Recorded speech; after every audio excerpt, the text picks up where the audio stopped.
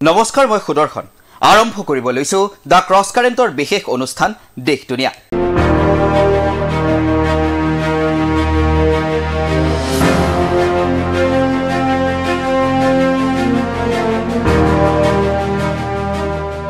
শেহতীয়াকৈ ইস্কনৰ ধৰ্মগুৰু চিন্ময় কৃষ্ণ দাসক গ্ৰেপ্তাৰৰ পাছতে অধিক উত্তপ্ত হৈ পৰিছে বাংলাদেশৰ পৰিস্থিতি।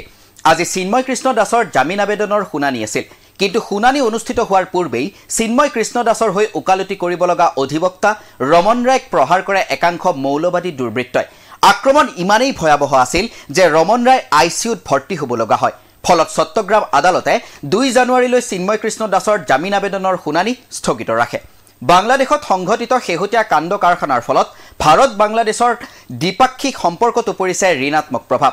কিন্তু ভাৰত বাংলাদেশৰ সম্পৰ্ক অধিক বেয়া হ'লে কাৰ কিমান ক্ষতি হ'ব বা হোৱাৰ সম্ভাৱনা আছে জানিম আজিৰ দেশ দুনিয়াত।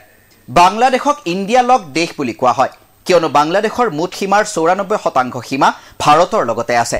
ভাৰত বাংলাদেশৰ মাজত 4367 কিলোমিটাৰ দৈৰ্ঘ্যৰ সীমাৰেখা আছে, অৰ্থাৎ প্ৰায় চৌদিশৰ পৰা বাংলাদেশক ভাৰতে ঘেৰি আছে।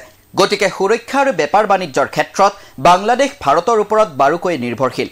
ইপিনে উত্তৰ পূবৰ ৰাজ্যৰে ভাৰতৰ আন অংশৰ সংযোগৰ ক্ষেত্ৰত বাংলাদেশৰ ভূমিকা গুৰুত্বপূৰ্ণ।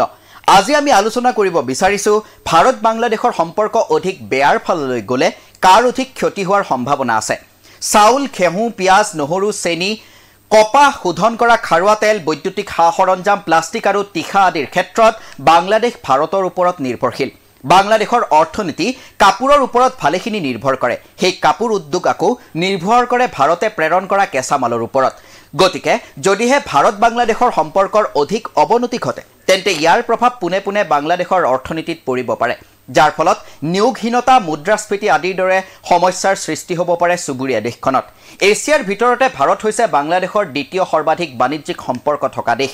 সমগ্ৰ এছিয়াৰ ভিতৰত ভাৰততে বাংলাদেশে সৰ্বাধিক পৰিমাণৰ ৰপ্তানি কৰে। 2022-23 বিত্তীয় বৰ্ষত বাংলাদেশে ভাৰতত ৰপ্তানি কৰা সামগ্ৰীসমূহৰ মূল্য আছিল $2 বিলিয়ন।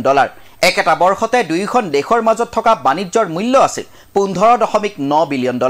ভাৰতেও বাংলাদেশলৈ 2022-23 বিত্তীয় বৰ্ষত $13.8 বিলিয়ন সামগ্ৰী ৰপ্তানি কৰিছিল। কিন্তু বাংলাদেশে এতিয়াও কোভিড পূৰ্বৰ অৰ্থনৈতিক অৱস্থা পোৱাগৈ নাই।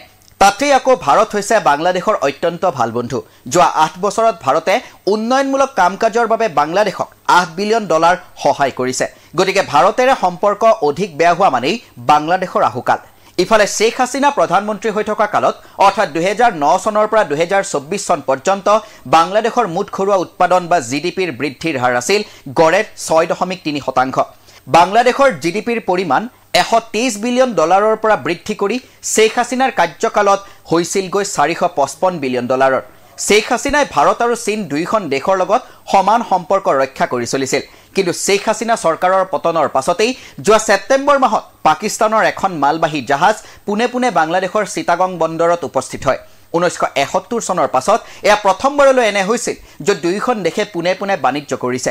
গতিকে এয়া বাংলাদেশ আৰু পাকিস্তানৰ সম্পৰ্কৰ আৰম্ভণি বুলি গণ্য কৰা হৈছে। ইফালে চীনৰ বেল্ট এণ্ড ব্লক আঁচনিৰো অংশীদাৰ হৈছে বাংলাদেশ। 2023 চনত বাংলাদেশলৈ চীনৰ ৰপ্তানিৰ পৰিমাণ আছিল ভাৰততকৈও অধিক, আৰু সেই পৰিমাণ আছিল $22 বিলিয়ন। ভাৰতেও বিশ্বলৈ ৰপ্তানি কৰা মুঠ কপাহৰ 35% কেৱল বাংলাদেশলৈকে ৰপ্তানি কৰে। কিছু সংখ্যকে সেইবাবে কৈছে যে ইয়াৰ ফলত ভাৰতৰ লোকচান হ'ব পাৰে। কিন্তু বাংলাদেশলৈ কপাহৰ ৰপ্তানি কমিলে ভাৰতত কপাহৰ দাম কমিব, ফলত ভাৰতৰ স্থানীয় বস্ত্ৰশিল্পত ধনাত্মক প্ৰভাৱহে পৰিব।